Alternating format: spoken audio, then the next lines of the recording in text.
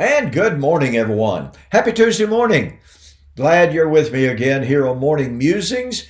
My name is Don K. Preston. I'm the president of Preterist Research Institute of Ardmore, Oklahoma. Now, look, folks, I'm continuing for the month of May 2024, my fantastic two-book special on These Are the Days When All Things Must Be Fulfilled and Resurrection Feast Fulfilled. If you ordered these books separately, all right, paid shipping separately on each one, it cost you $55. During May, now I've been running this now for a couple of months. I appreciate the response to it. You really, really need to take advantage of this before the offer ends, okay?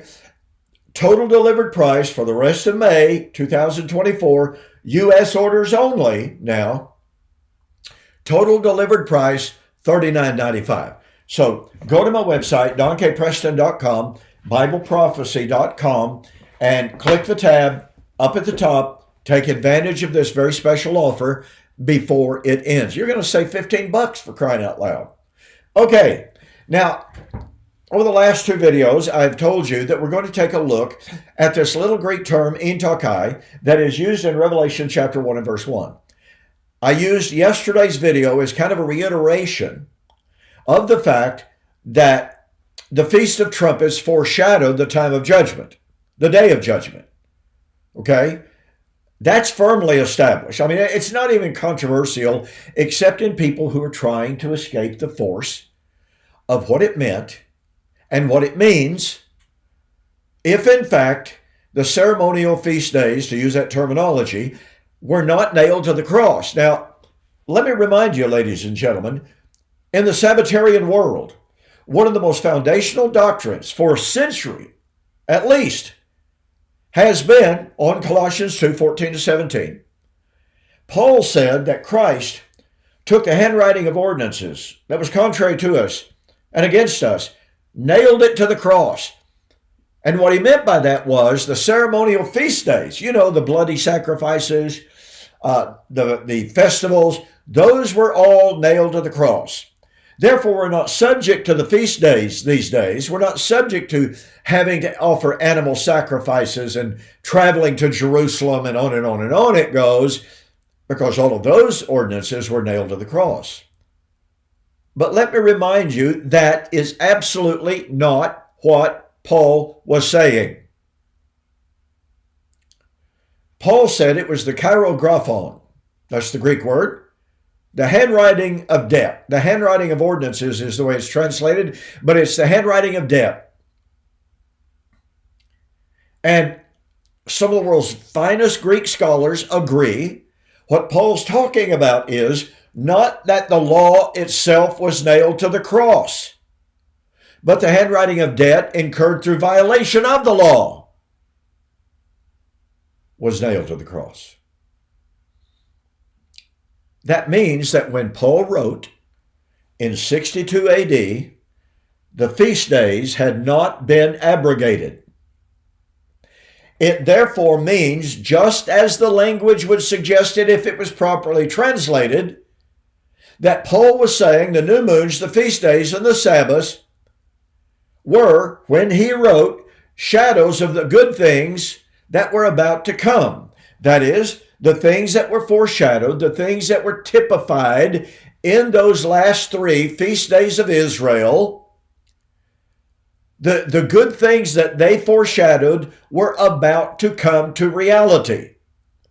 And what those feast days foreshadowed was the judgment, the second coming to consummate the atonement, and the resurrection, which means the new creation.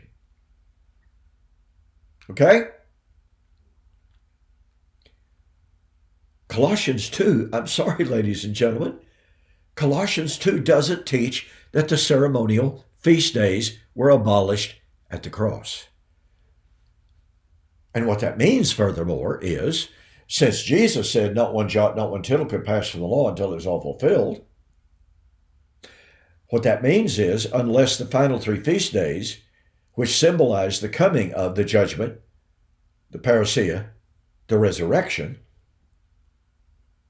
Unless those things are fulfilled, then not one jot, not one tittle of the law, the totality of the law, not one jot or one tittle has passed from the law. So if you, on the one hand, say, oh yeah, we're not under the ceremonial laws today. We don't have to make animal sacrifices. Well, then you're arguing two things. Number one, heaven and earth have passed away. Number two, the feast days and what they symbolized and foreshadowed and typified have been fulfilled. And that means you're a full preterist. I'm sorry, that's what it means. There's no escaping that. You can talk about, people can talk about, oh, well, I think the seventh day Sabbath is still binding today. But all these other feast days, they've been done away with. No, you have one jot. Actually, you have a ton of jots and tittles having passed away with one jot and one tittle remaining. It's not what Jesus said, is it? Okay. So as promised yesterday, and I think last week as well, we want to look at the fact that, as I've been going over, from Pentecost onward, they were looking for the judgment, for the sounding of the trumpet. I've shared with you some passages which link judgment, which link the parousia, which link the resurrection to the sounding of the trumpet. Which, like my book, Resurrection Feast Fulfilled, I say over and over in the book, those last three feast days are so inseparably linked because of the different motifs that are linked with them. It is improper, to draw this hard, fast line of demarcation and say, oh, well, judgment is different from atonement. No, if you have received the atonement, then guess what? You've been judged. And on it goes. Okay, so they were waiting for the judgment. That's the term that is used. The judgment. And remember, Peter said, 1 Peter chapter 4, verse 7, the end of all things has drawn near. The appointed time for the judgment has arrived. 1 Peter 4:17. Now then, in Revelation chapter 1, verse 1, the revelation of Jesus Christ, which God gave to Jesus, to show to his servants things which must shortly come to pass. This is from the Greek term, en takai, as I've already suggested to you. Now, in my book, Who is This Babylon? And remember, I've made the special offer.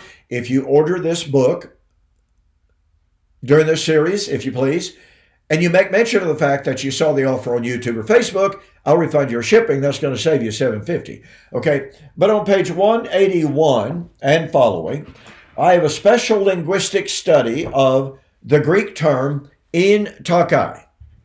Now listen, I pointed out yesterday, virtually all, maybe a couple of exceptions, but not many at all. By far, the majority of English translations render Revelation 1 verse 1, the things which must shortly come to pass, or must come to pass very shortly. Some corollary to that. There are no translations, unless I missed one, in that list of approximately 56 or 57 English translations. There is not a single translation that renders the text to signify rapidity of action as opposed to imminence of action. Like I said, unless I missed one. But let's say I missed one. Let's say there are 57 English translations, and let's say that one of them indicates rapidity of action versus imminence of action. So you're going to take one over the 57, over the 56. Is it theoretically possible that would be correct? Well, yeah, but you got to prove it. You can't just say, oh, well, there's a Bible translation that I happen to agree with, therefore it's right. That's the dog, or that's the tail wagging the dog is what that is. Okay, how is this term? And by the way, I have had people with PhDs, okay, but who are so adamantly dispensational tell me, no, in Taxei means rapidity of action. It does not mean when. Well, I want to tell you, ladies and gentlemen, that is argumentum ad desperatum exemplified. How is in Taxei used in the New Testament? And then we'll come to the book of Revelation itself. Well, in Luke chapter 18, Jesus urged his apostles to pray. Why? Well, because persecution was coming. And so he taught them, you ought always to pray. Because, as he tells a parable, there was a certain widow in a certain town who kept going to a judge and saying, avenge me on my adversary. Now, the word avenge is from the Greek word ekdekesis, and it means to make things right. It means you have been wronged and you want to be vindicated. And so this woman has been wronged. And so she goes to the judge and says, vindicate me. Avenge me on my adversary. And the judge, who it says, Jesus says, I do not fear either God or man, the judge said, but because this woman continually comes to me, she was just wearing him out, I will avenge her. And then Jesus says, will not God avenge, ekdekesis, his elect, who cry out to him day and night? Now what's the context? Persecution. The idea is the martyred saints were crying out for vindication.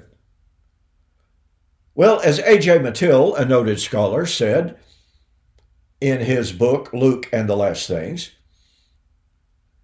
it is impossible to read Luke chapter 18 and not hear the echo of Revelation chapter 6, 9, and following, in which John said he saw under the fifth seal, he saw under the altar the souls of those who had been beheaded for the word of God, who had been slain for their testimony, and they cried out, how long, O Lord, holy and true, do you not avenge, ekdekesis? Do you not avenge us on those who are on the earth? Now watch this. And they were given white robes and told to rest for a little while. Mikron chronon. A short time. Micron, that's where we get our word micro. You know, really, really small. That they should rest for a little while until their fellow brethren and saints who should be slain as they were should be fulfilled. So what were they doing? They were waiting for the measure of suffering, the measure of martyrdom to be filled up. What did Jesus say in Matthew chapter 23 as he stood in the temple? And he castigated the Jews, and he says, which of the prophets have you not slain? You bear witness to yourselves that you are the sons of those who killed the prophets, because you say, well, if we had been alive in the days of our fathers, we would not have slain the prophets, and thereby you bear witness that you are the sons of those who killed the prophets. Fill up then the measure of your father's guilt. Behold, I send to you apostles, prophets, wise men, and scribes. Some of them you shall scourge, you shall crucify, and you will chase from city to city, that upon you may come all of the righteous blood of all the righteous shed on the earth, from righteous Abel unto righteous Zacharias, whom you slew between the temple and the altar. So what do we have?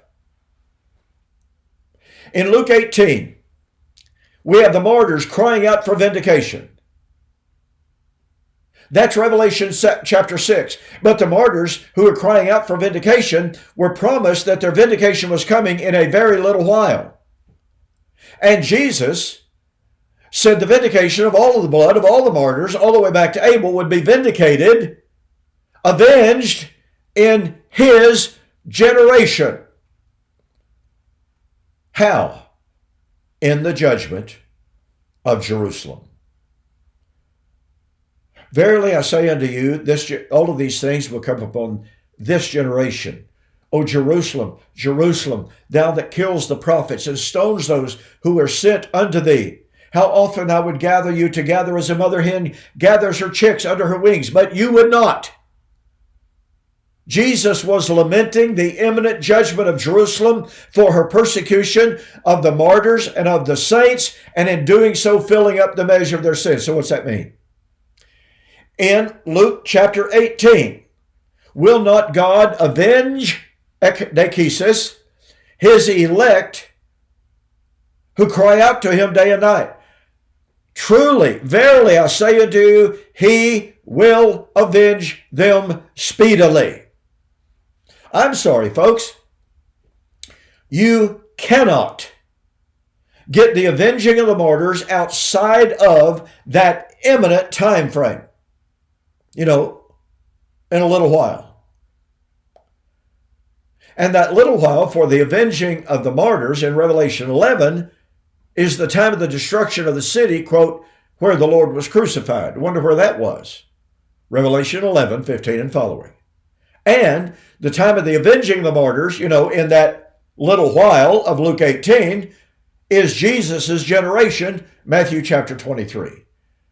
So here we have an absolute ironclad, proof positive situation in which a little while or shortly come to pass cannot be extended beyond the first century, cannot be extended beyond the fall and the judgment of Jerusalem. We have more on Ein Taxei. I'll see you on the flip side.